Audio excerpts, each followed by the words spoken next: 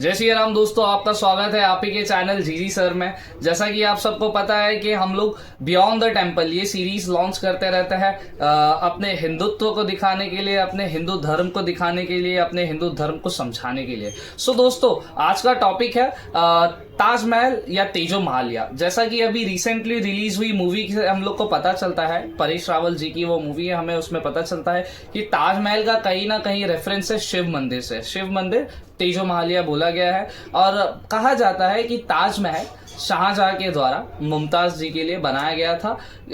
ये दोनों जन पति पत्नी थे और बोला जाता है इनके कुछ 14 बच्चे हुआ करते थे और 15वें बच्चे को डिलीवर करते वक्त मुमताज जी का देहांत हो गया। ऐसा हमने सुना था, ऐसा हमने पढ़ा है।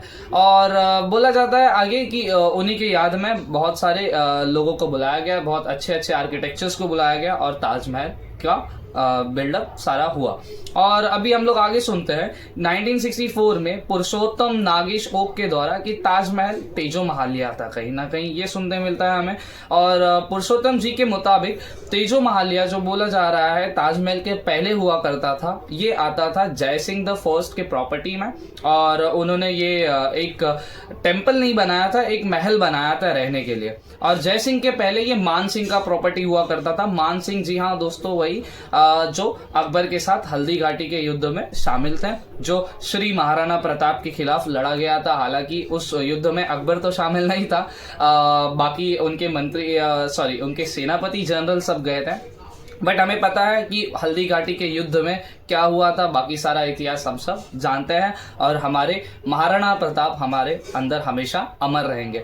और दोस्तों, हम थे तेजो महालिया पे। तो बोला जाता है कि मान सिंह के द्वारा वो प्रॉपर्टी ली गई थी और अकबर के द्वारा वो प्रॉपर्टी मान सिंह को दी गई थी और वो प्रॉपर्टी मान सिंह की थी। फिर जय सिंह उनके पोते थे तो उनको मिला और उन्होंने उधर तेजो महालिया ये महल बनाया।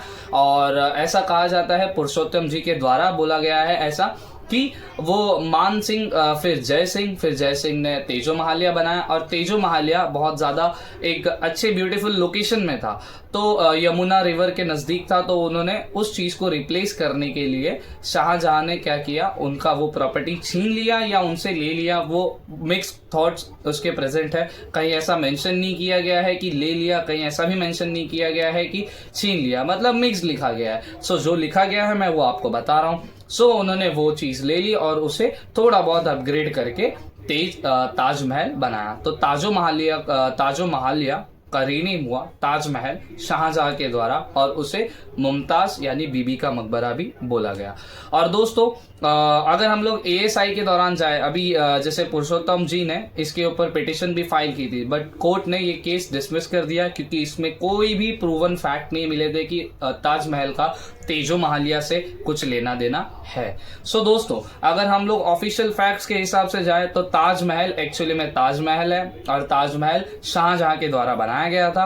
और अगर हम लोग पुरुषोत्तम नागेश ओक के द्वारा जाए, जो 1964 का एक थॉट प्रोसेस था, अगर हम लोग उसके मुताबिक चले तो ताजमहल एक तेजो महालिया करके एक शिव मंदिर है या एक महल है जिसके गर्भगृह में शिवलिंग है।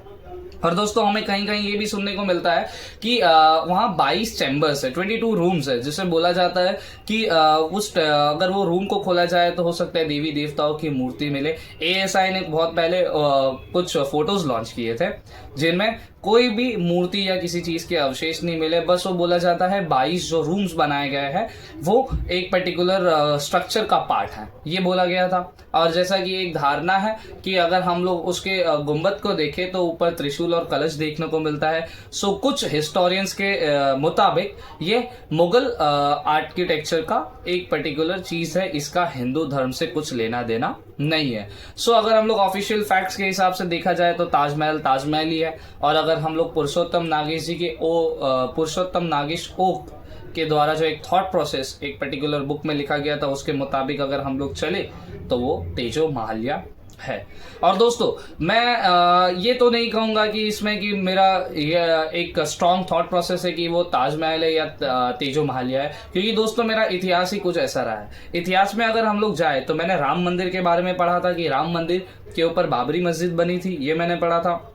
मैंने पढ़ा था ज्ञानवापी जो परिसर था वहाँ अपने काशी विश्वनाथ टेम्पल हुआ करता था जिसका स्वयंभू शिवलिंग था, लेकिन वो स्वयंभू शिवलिंग कहा जाता है ऐसा कि शायद उस मस्जिद के अंदर है, एज अ फवारा उन्हें बोला जा रहा था, लेकिन कोर्ट में केस चल रहा है। अभी वहाँ हिंदू धर्म और बोला गया इस्लामिक धर्म के दोनों लोग अपनी पूजा आराधना कर सकते हैं, उसमें अभी कोई एकदम स्ट्रॉन्ग वर्डिक्ट नहीं दिया गया है। केस अभी प्रोसीडिंग प्रोसेस में है, तो उस पर कमेंट पास करना अच्छा नहीं होगा।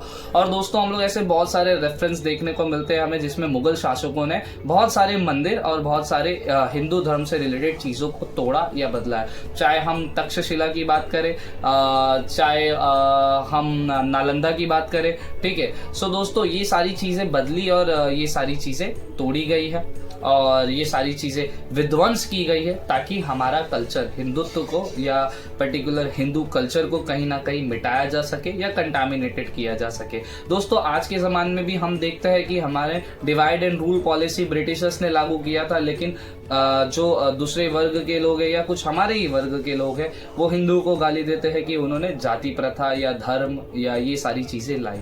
सो दोस्तों हम लोगों को ये सारे प्रोपोगेंडा थॉट से नहीं भटकना चाहिए। मेरा बस मैसेज इतना है कि दोस्तों अगर कोर्ट चाहेगा तो जो प्रूव होना होगा वो प्रूव हो जाएगा, और जो सच है दोस्तों वो सच ही रहेगा। उसे कभी भी किसी चीज़ से अगर हम लोग ढक दें तो वो झूठ नहीं कहलाएगा। दोस्तों राम मंदिर भी सच था और दोस्तों ज्ञानवापी भी सच निकल रहा है, आगे मथुरा भी शायद सच हो, आगे बहुत सारे सच ऐसे उजागर होना बाकी है। सो दोस्तों जैसा कि ये थियरी है, ये थियरी का मैं इधर एंड कर रहा हूँ कि ताजमहल और तेजो महालिया अभी कोर्ट के हिसाब से और हिस्ट्री आर्कियोलॉजिकल डिपार्टमेंट के हिसाब से, फैक्ट्स के हिसाब से ताजमहल ही है। सो नमस्कार दोस्तों। और दोस्तों मैं चाहूंगा कि सिंबल ऑफ लव, जैसे हम लोग ताजमहल को बोलते हैं, symbol of love Ram Setu को हमें बोलना चाहिए, जो एक मर्यादा पुरुषोत्तम पति ने अपनी पत्नी के लिए समुद्र पे पुल बांधा था और उसमें अलग अलग दुनिया के अलग अलग क्रिएचर्स ने भी अपना कंट्रीब्यूशन दिया था। हम वानरों को देखते हैं, हम स्क्विरल्स को देखते हैं, फिशेस ने किया था, बहुत सारे ने। सो दोस्तों इसी मैसेज के साथ कि Ram Setu is the symbol of love, हम लोग इस मैसेज के साथ ये वीडियो एंड कर रहे हैं। एंड तब तक के लिए जय सिया राम दोस्तों, मिलेंगे हम लोग नेक्स्ट वीडियो में। Thank you.